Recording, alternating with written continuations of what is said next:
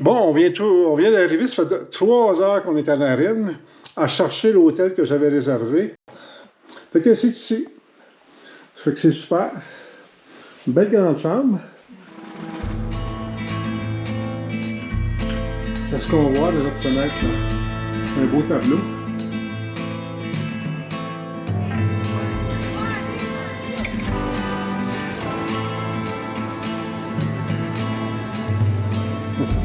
Le théâtre de Narine.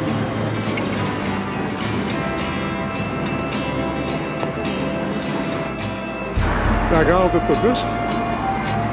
CDT de Narine.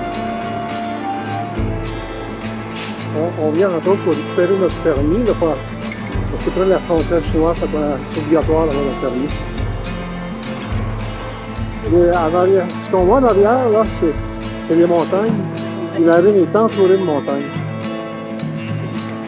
Elle n'est pas tellement longue, là. À vue de nez, là, moi, ce qu'on a marché, là, d'un côté comme de l'autre, là, environ 4 à 5 km de long, là.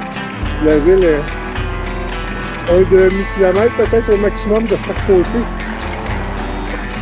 Mais on dirait que chaque petite ville, comme Kafka, ici, Narine, on a le boulanger artisanal, fait sur place. Oh, voilà, le boulanger en arrière. Une maison de type, là. Avec une grande cour.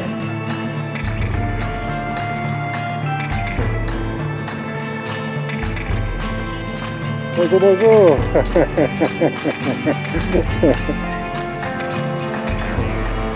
Vous voyez, ici, je ne sais pas si on est à un demi-kilomètre, 3 kilomètres de l'autre extrémité où on habite. C'est ça, hein? C'est la même chose de l'autre côté. Mais ici, ça c'est pas mal une découverte, là. Il y a la rivière, c'est fort rapide, là. C'est ces montagnes-là qui entourent la ville. Maison de taille moyenne, mais on a des assez grandes cours. Puis cette maison-là, elle donne sur la rivière. Tu vois? C'est ça qui est le fun. Peut-être que ça va être bien dégagé.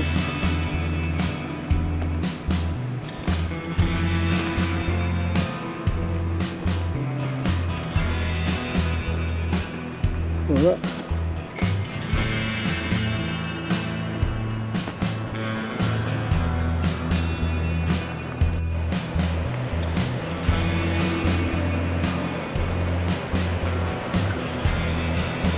Le pêcheur avec qui j'ai parlé m'a dit que c'était la rivière Farel.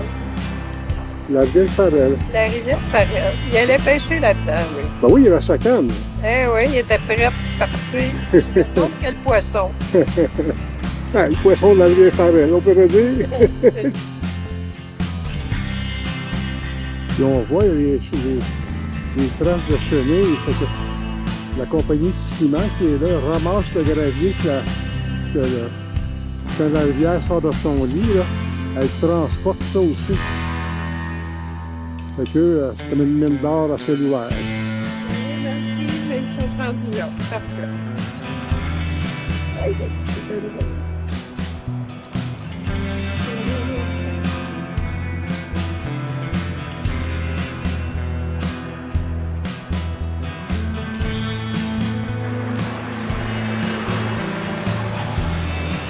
Comme on peut voir, l'édifice du peuple, là, pas dans une mine. Là.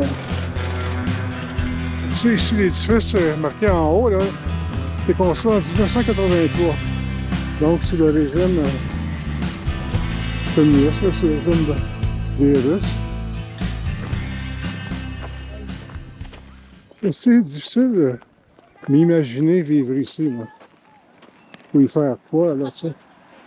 Tous ces blocs-là, là, où t'as un revenu trop faible, là, c'est là que t'habites. Ça ressemble à ce qu'on retrouve partout, même au Québec, à Montréal, tu sais, à Laval, tu sais, c'est un petit revenu, mais ça vient ici. On arrive au fameux café, là. Ah, ben il est ouvert. Oui, il y a des touristes, voient une bouteille de Coca-Cola. Le Nomade Café. C'est ça que j'ai vu dans ton guide, là. Tous les touristes viennent ici. Ça. Puis ils s'installent, ça. Regarde ça, on va y aller nous autres aussi. On est toujours au Café Nomade, en compagnie de Louise. Et de Roger. Et de Roger. Et nous avons commandé, il nous reste à peu près 45 minutes, minimum. Et Louise, enfin, a reçu. Qu'est-ce que tu as commandé?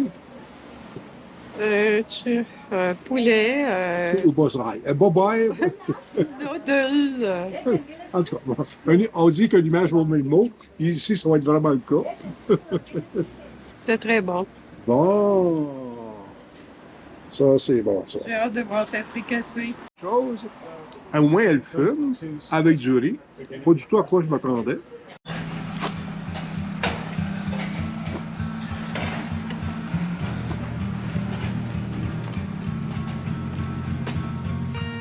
Les maisons ont souvent des grandes cours, comme ici. Mais les cours sont souvent en friche. C'est le même type, là. Ça permet l'aération. Puis, moi, quand j'étais jeune, là, le logement là, sur l'Évariste-Leblanc, à Laval, là, il y avait un sous-sol. Puis mon père, on avait fait comme un genre de caveau, là. Puis il achetait en quantité assez importante, là, des pommes de terre, puis des légumes racines, navets, carottes. Là. Puis on entreposait ça. Là, c'était frais et sec. Ici, le climat est sec. Il n'y a pas d'humidité. C'est un endroit qui privilégie. Parce qu'on voit souvent ça, là. C'est assez typique, ce modèle-là. Et même la couleur, là. Ce bleu turquoise, là. À Koshkar, on en a vu, c'est même dans la vidéo de Koshkar. Bon, on va aller au Café Normand. Sauf que c'est teriyaki, tout simplement. C'est bon. Ouais, regarde, ils présentent ça, là. Là, c'est bien présenté. T'as plus que j'ai pris hier. Ben oui, la bonne fricassée, la sauce. Aux champignons était terrante, hein? Oui, c'est la saison des champignons ici. Vous voyez, il y a la rue Lénine, qui est la rue principale, qui traverse d'est en ouest la ville de 40 000 personnes, finalement, que j'ai appris, de 41 000 quelque chose. Et puis, c'est même pas 1 kilomètre, la largeur. Ouais, c'est...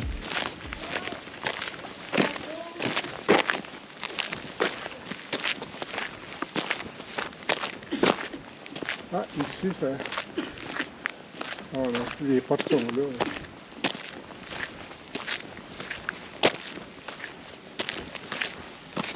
Ouais.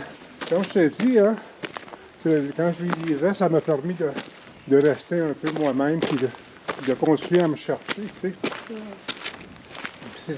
C'est à ça que ça sert, ces récits de voyage-là. Oui.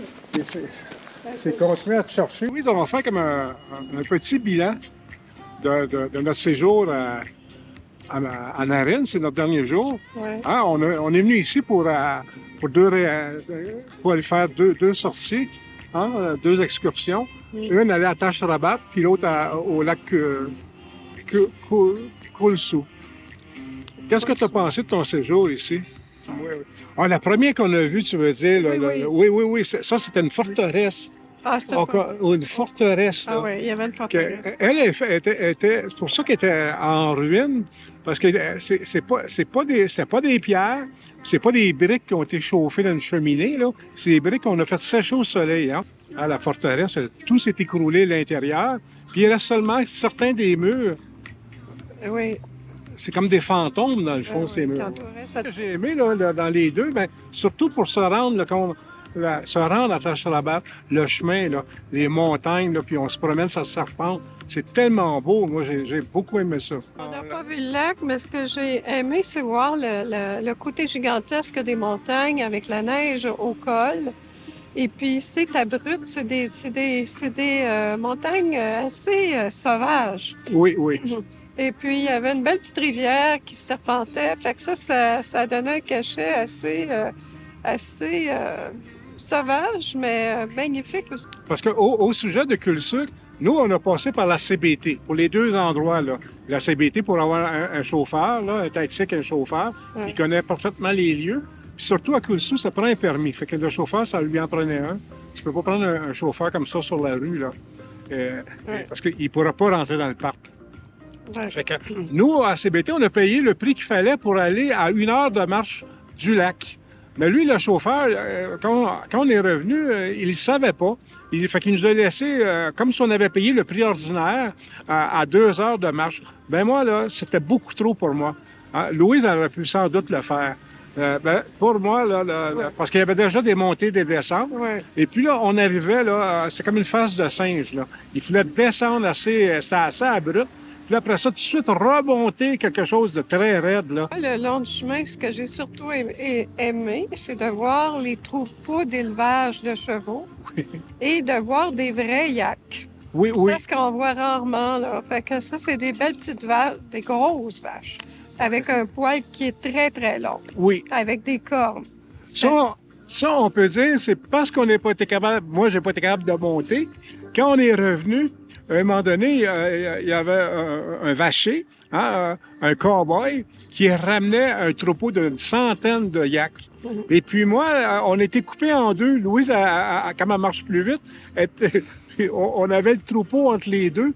Puis là, je l'ai filmé, constater comment il faisait là, pour le manœuvrer, l'amener à l'eau, là, tu sais.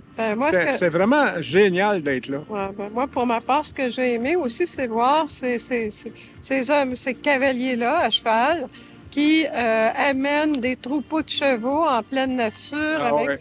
un surfront de montagne ensablé. J'avais l'idée d'être au Far West.